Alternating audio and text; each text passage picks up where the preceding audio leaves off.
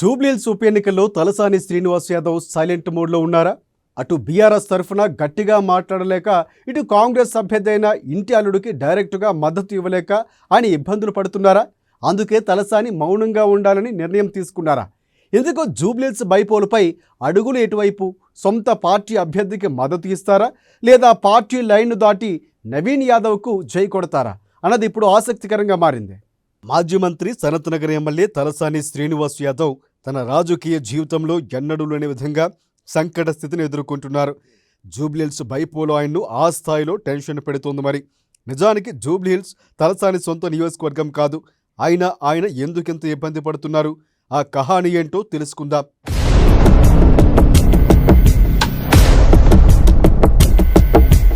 జూబ్లీహిల్స్ బైపోల్లో బీఆర్ఎస్కు సెంటిమెంట్ తప్ప మరొక అస్త్రం లేదు. ఈ నేపథ్యంలో మరోసారి మాజీ మంత్రి తలసాని శ్రీనివాస్ యాదవ్ పైనే మొన్నటిదాకా ఆ పార్టీ భారం వేసింది. ఎందుకంటే ఎంత కాదన్నా హైదరాబాద్ సిటీలో బీఆర్ఎస్కు ఆయనే పెద్ద దిక్కుగా ఉన్నారు. ఎందుకంటే తలసాని స్వంత నియోజకవర్గం సనత్నగర్ పొరుగునే ఉంటుంది.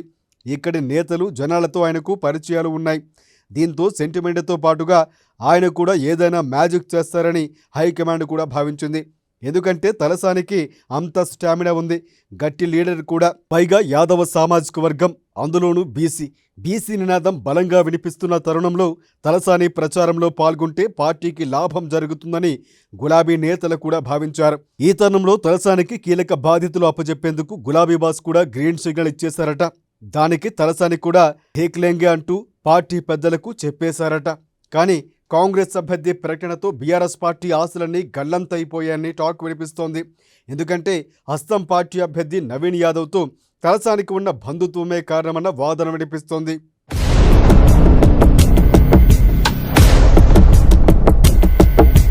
వాస్తవానికి తలసానికి కాంగ్రెస్ అభ్యర్థి నవీన్ యాదవ్ సమీప బంధువు.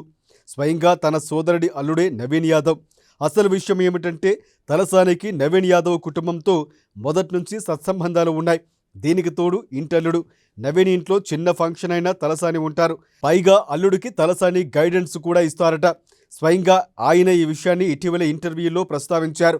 మరి అలాంటిది ఇప్పుడు స్వయంగా నవీనే కాంగ్రెస్ పార్టీ అభ్యర్థిగా రంగంలోకి దిగడంతో తలసాని ఆయనకు వ్యతిరేకంగా బీఆర్ఎస్ పార్టీ తరఫున ప్రచారం చేసే పరిస్థితి ఉండదు. అందుకే తలసానికి ఏం చెయ్యాలో పాలుపోని పరిస్థితి ఏర్పడిందట. ఎందుకంటే బీఆర్ఎస్ పార్టీ తరఫున తాను ప్రచారం చేస్తే గట్టిగా మాట్లాడాలి, కాంగ్రెస్ అభ్యర్థిగా ఉన్న నవీన్ను కూడా విమర్శించాల్సి వస్తుంది. కానీ తలసాని అలా మాట్లాడలేరు. అలాగని బీఆర్ఎస్ పార్టీ తరఫున గట్టిగా గుంతెత్తలేరు. ప్రచారంలో పాల్గొనకపోతే పార్టీ నుంచి విమర్శలు ఎదుర్కోవాల్సి వస్తుంది. అలా అని గులాబీ పార్టీ తరఫున క్యాంపెయిన్ చేస్తే సొంత కుటుంబ సభ్యులే నొచ్చుకుంటారు. దీంతో ఏం చెయ్యాలో తెలియక తికమక పడుతున్నారట తలసాని. ఎంత కాదన్నా అధికార కాంగ్రెస్ పార్టీ అభ్యర్థి నవీన్ యాదవ్ ఇంటి అల్లుడు కావడంతో ఎక్కడో అక్కడ కొంత ప్రేమ ఉంటుందన్న గుసగుసలు కూడా వినిపిస్తున్నాయి. అంతర్గతంగా ఆయన ఇంటి అల్లుడు నవీన్ యాదవ్ గెలవాలనే కోరుకుంటున్నారన్న టాక్ కూడా నడుస్తోంది.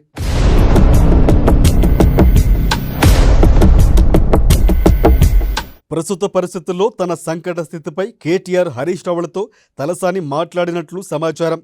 జూబ్లీహిల్స్ బైపోల్లో తాను దూరంగా ఉంటానని చెప్పారట. తన పరిస్థితిని అర్థం చేసుకుని ఈ ఒక్క ఎలక్షన్ వరకు తనను వదిలేయాలని చెప్పినట్లు సమాచారం. తలసాని లాంటి పెద్ద నేత అలా చెప్పేసరికి బీఆర్ఎస్ పెద్దలు కూడా ఏమీ మాట్లాడలేకపోయారట. కానీ పార్టీ హైకమాండ్ తలసానికి ఒక రిక్వెస్ట్ చేసిందని తెలుస్తోంది. నవీన్ యాదవ్ తరఫున డైరెక్టుగా మాత్రం ప్రచారం చేయవద్దని కోరారని టాక్ వినిపిస్తోంది. దీనికి ఆయన కూడా సరేనని చెప్పినట్లు సమాచారం. దీంతో గులాబీ పార్టీ తరఫున జూబ్లీహిల్స్లో ఇక తలసాని సైడ్ అయిపోయినట్లే అన్న టాక్ నడుస్తోంది.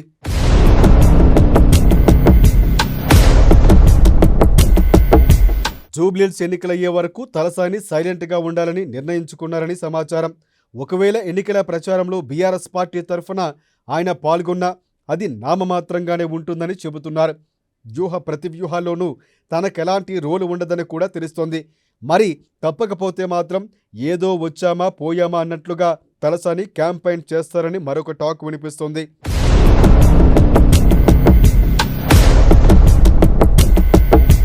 అసలే జూబ్లీహిల్స్ ఉప ఎన్నికను అన్ని ప్రధాన పార్టీలు అత్యంత ప్రతిష్టాత్మకంగా తీసుకుంటున్నాయి.